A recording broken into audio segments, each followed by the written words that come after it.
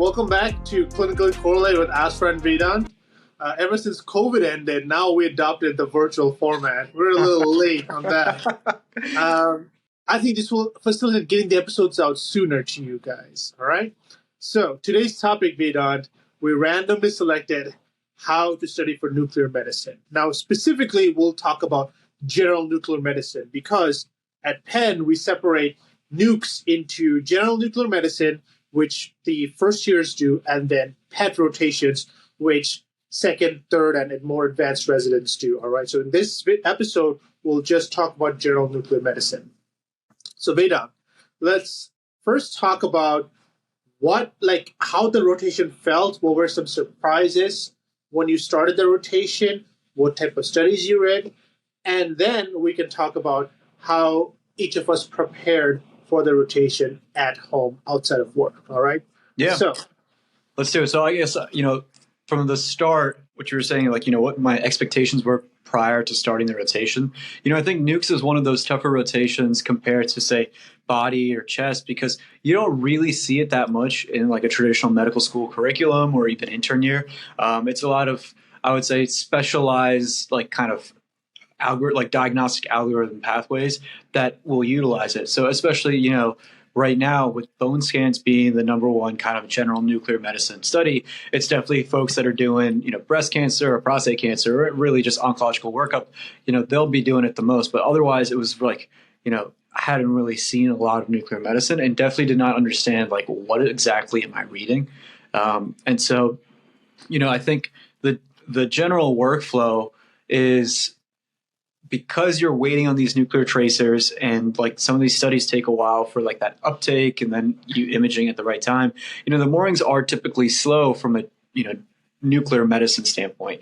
If you have studies from the prior day, you can catch up on those. But for anything that's started that morning, it's going to take at least, an hour to 2 hours for that to be done. But I think, overall, the main kind of surprise was the breadth of different pathologies that we're seeing. You might go into a little bit more detail on this, but a lot of, we said, bone scans, but then even gastric emptying studies. You can have some thyroid uptake scans, parathyroid scans, and then every now and then a HIDA for gallbladder evaluation, and then a renal scan to see renal function. And so those are kind of I guess the big five, and it's almost every major endocrine organ, plus or minus the gallbladder, you have something like that. And so it's definitely, would say, the breadth of things just from a pathology standpoint keeps you on your toes. Yeah, you missed a big category. I don't know if you mentioned the thyroid uptake study. The VQ study, exactly, yeah. The VQ scan and SPECT-CT. That was great. I think you covered the breadth of different types of studies we read in general nuclear medicine. There's some minor studies out there, I just looked up the lymphoscintigraphy for sentinel node biopsy, the salivary gland study. I think it's very uncommon in general. Penn does a few of them here and there. But otherwise, you kind of got the breadth of the study. Now, with reading this breadth of the study and encountering this breadth of the study, the challenge comes into what do you even say in your reports, right? So you could be reading 3 VQ scans and then a salivary gland study shows up and a blank template opens. You're like, well, what do I even say, right? Conceptually, it's not difficult to understand what the study is showing you, but more often than not, I found it difficult to kind of say, to dictate my report, right? So one of the things I would recommend, given the prevalence of PowerScribe, that's available across all residencies, is you can actually look up previous reports from your attendings, right? So one of the things I'd recommend is you take 1 or 2 of your favorite nuclear medicine attendings or just 1 or 2 random nuclear medicine attendings, and for the last 2 or 3 months, look at the type of studies that they read on PowerScribe and see what they described, how they described, and what words and phrases they use to describe common normal findings as well as pathology and uncommon findings, right? Yeah. That's something that I would recommend. One of the things that I did was I made a Word document on our secure server, and then I just basically copied and pasted the findings of various different studies, both for normal studies as well as for abnormal studies. So whenever I'd open up, let's say this is the first time I'm opening up a thyroid imaging, right? I would go into the thyroid imaging, kind of those finding sections, the ones that are copied and pasted, and kind of get a general gist of what they're describing and what I'm supposed to describe. And this method works well, not just for nuclear medicine, but across most other rotations as well. But especially for nuclear medicine, given the breadth of various different kind of studies we are reading.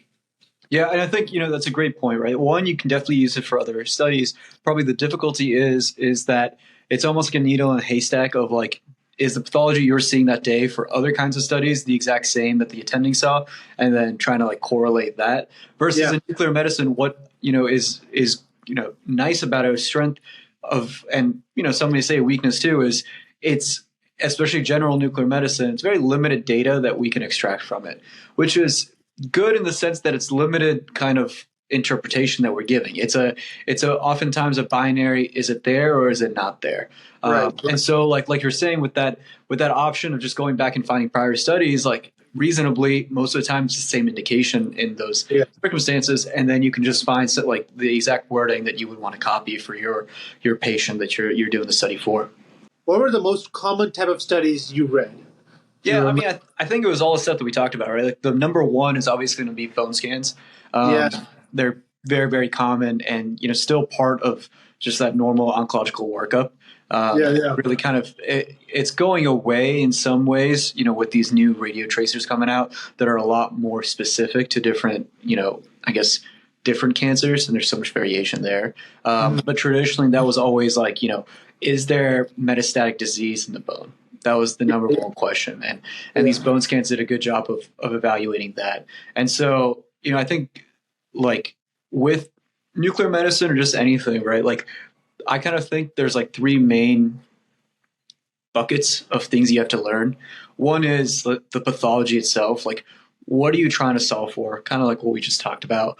Then two is like the incidental or like degenerative findings, right? And so in the example of a bone scan, obviously if it lights up, sure, it could be osteoblastic mets, but it could just be normal degenerative changes, right? And so that's where one, understanding where like common degenerative changes happen, and then two, obviously the radiologist's favorite friend compared to priors definitely helps out. And then the third component is like the protocol or physics and all that stuff. And, I think that's a huge part of nuclear medicine, right? Like it's almost like the thing that you get quizzed on first, and every scan, not only do the radio tracers change, it's, nuclear medicine, in my opinion, is like, especially GenNux, it's all a time-based curve of when we're scanning these things. And, that's probably the case in some ways to CT and MRI as well, and even ultrasound. Like there's timing, there's a temporal component to all our studies,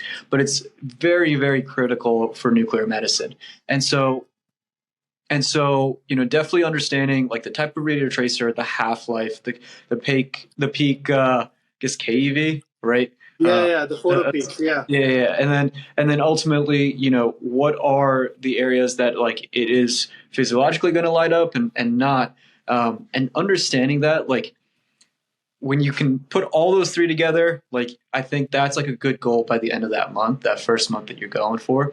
And so even if like, I don't think anyone needs to memorize like all these radio tracers, but like the key ones you want to be able to at least know off the top of your head. And then obviously like the more esoteric ones, I would say like maybe the second rotation, and definitely like in preparation for core, that's the stuff that just like a fact-based memorization you'd have to do. I think you hit some very critical points, right? So getting used to all the studies and getting used to the most common studies, right? Bone scans are ubiquitous. So really knowing them cold, knowing the common presentations, common presentation of pathologies in bone scan, and a common presentation of incidentals in bone scan. One of the coolest incidental I saw was this uterine fibroid that lit up in a bone scan. Unusual, but again, uterine fibroids are common in lots of women, right? Yeah. So now, you kind of mentioned that, what we should know, the photo peaks, the common, the half-lives of radio tracers, the appropriate indications of the radio tracers, right? These are common questions we got during the rotation. There's also useful knowledge that we use when we are protocoling patients, right? Yeah. How did you learn these? What resources did you use? Yeah, I mean, I actually like reading the book. And what I will say is the book does a really good job of giving you tables, especially for like nuclear medicine, but across the board. It's like tough to just like Google like KEV every time and kind of like remember it ad hoc. But like there's 3 pages of just tables that give you everything, right? And so, if I'm thinking kind of like from a systems engineering standpoint, like, there's the knowledge like exposure, there's the knowledge understanding, and then there's the storage capability and the retrieval component, right? And so, like we've kind of talked about before, I don't know if we've recorded anything, but like I make flashcards from all of these, right? And so like the idea is, if I'm back on Gen Nukes in 3 or 4 months, like I have a set of 250 flashcards and like maybe 50% of them are all these just like radio tracers and half-lives and what the protocol for these things are. And so ultimately, like, maybe that first time around, it's a pain to like make these flashcards. It's a pretty time intensive process, but like the second time around, I just got to review it maybe like a day before, right? And it takes a couple hours. And then that way, like I'm building upon that knowledge rather than like having to it's not even relearning, right? It's like re-memorizing things. So like I'd rather kind of just like jump start that step. And like, whether or not it's going to help me for core studying, it's like, at least I don't have to like make those flashcards again. You can always just copy and paste it. No, I think because of the rote memorization component of general nuclear medicine, especially the photopeaks and half-lives, it lends itself very well to flashcards, right? Now, for me personally, I'm not a big fan of question banks, especially on my first rotations, but there are 2 notable exceptions. One of them is general nuclear medicine. We get access to RAD Primer through our residency program. I thought RAD Primer was fantastic for Gen Nukes. And again, it's through encountering these questions about half-lives and photopeaks over and over and over again, seeing those common and uncommon pathologies over and over and over again on RAD Primer, really solidify the knowledge and the components for the rotation. So this is one rotation that I would strongly recommend that, if you have access to RAD Primer or Question Bank, you tackle those. In terms of reading books, me, man, I learn more from videos. Well, and so I have a couple of core videos that I watch, but then again, they introduce the topic and they can introduce the complexities of nuke beds to really solidify the concepts. It's important to either do flashcards or hit the QBanks. Yeah, I mean, so I think, I've been thinking about, what's the overlying principle for what we're all doing, right? It's that when you're getting your first exposure to a topic, you want like a syllabus that you can follow. Now, what the syllabus is, you can choose. Now, whether that's the book and it's like, there's chapters outlined, or even Rad Primer has like it's just got like almost an outline form plus or minus paragraphs every now and then, where like they go over everything. Or these videos, if you get like a really good video set and they go through, step by step of everything you need to do, or you can find those videos, or you can like between those 3, you can really do it, right? But I think like the key is find the syllabus that you want to follow. And then whatever it is, stick to that syllabus because like, and then as long as you finish that, you're like, okay, I know I finished whatever they said that was important to do from someone that's like either done it or is an expert in the field. And then from there, like you said, like flashcards, I'll disagree with you. I've done flashcards on starting like day 1 for all these rotations. And like, even if I'm getting like 23%, right, it just exposes me to like what I need to learn. And so like it's almost like priming your brain, so then like when I then like read or I'm doing or looking at a review book from like the core syllabus stuff, like I'm like, oh, I got that question wrong. So my brain's kind of like wired for that, rather than like reading all these pages and be like, I don't know what's important or not. And not to say that like everything that's quizzed is important, but like at least it gives me some kind of benchmarks along the way. So now, a follow-up question. So can you tell me a little bit more about the videos you used? So these are free. I've been making this gigantic document of free videos that are available online. That I've been kind of collecting them and organizing them by modalities, by sections. So NukeMed has its own set of videos. Also, I think Radiology Resident Education or something along those lines, the website, they have a good set of core nuclear medicine videos that I would strongly recommend as a starter if you're looking for videos to learn not just general nukes but general radiology. Those are pretty good. I started there, and also just YouTube like specific topics in nukes, see what comes up. But the videos that I liked, I basically just saved. But again, once I use these videos as an introductory footprint. After that, I really use question banks to hammer those concepts in. Yep. Now, did you use core radiology, or did you use the big textbook? What do you mean in terms of making flashcards? In terms of making your flashcards and your general, like you said, you like textbooks. So 99% of the time, I'm always using core radiology to make flashcards. The one caveat in this case was the tables, I think, in the textbook for the nuclear tracers were better. So I did reference that. And I've seen the same kind of thing for IR in terms of like, flow rates for like contrast injections or like different catheters. There's just more detail that like you ultimately do need to know that's in like tables in a book compared to core radiology. But like across the board, especially from a understanding the pathology standpoint and like what are the key salient features and then, possible kind of, fake outs and stuff like that, like core radiology 100%.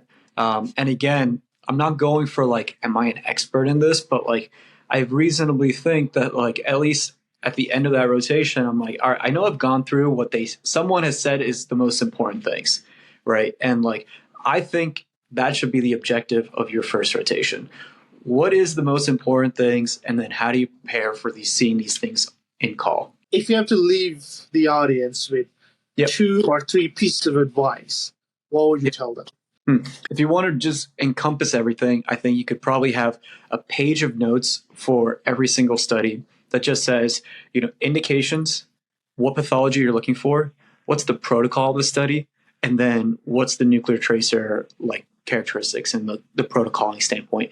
And like, if you can do that for like the 10 or so studies, like you've nailed it. And like whether or not you create your own flashcards, whether or not you use like was it Ronki, radiology Anki, right? I haven't used it, but like, do they have it? Yeah, I know some of our like classmates have used it. Yeah. Honestly, there's like maybe 10 or so different studies, and so if you can just get all those and like do it, and you have a pretty good idea. And I think the main thing for every single rotation is how can you make it so you have at the end of the month, like the most important things, you can write it down on like a sheet of paper, right? And like honestly talk like us of being like, reviewing back on this rotation, here are the 10 most important things. Yeah. And so my advice would be, during the rotation, because of the breadth of studies, as I said earlier, look into in 2 or 3 attendings, look at their reports, see how they describe normal and abnormal studies. Maybe copy and paste those and then model your initial dictations after those so that you have a baseline idea, right? Works really well for nukes. And my advice for home is, again, this is one rotation where I would strongly recommend flashcards. I mean, I guess you can do flashcards for all the rotations. Yeah. But for me personally, like, who doesn't really like using QBanks, this is one of those rotations that I would strongly recommend using QBank, because in some ways the same core concepts are just tested through various modalities or various types of studies, right? Yeah, to kind of expand a little bit on that, the reason those QBanks are so good for nuclear medicine is some of those questions are straight up like, what's the KEV? Right. A technetium 99M, right? Like it's so like flashcard based. So like it's almost a good one-to-one correlation to like some of these simple flashcards you would otherwise have to make. They've kind of made it in question form and you can randomize when you see it. And they also ask, what is the appropriate radio tracer for this study? Right? Yeah, remember, you kept telling us to make that sheet, and all those key questions can be answered, Yep. All right. So that should wrap it up for this episode. Cool. Thanks, man. We'll continue doing this. Yeah, we will. All right. See you guys in our next episode.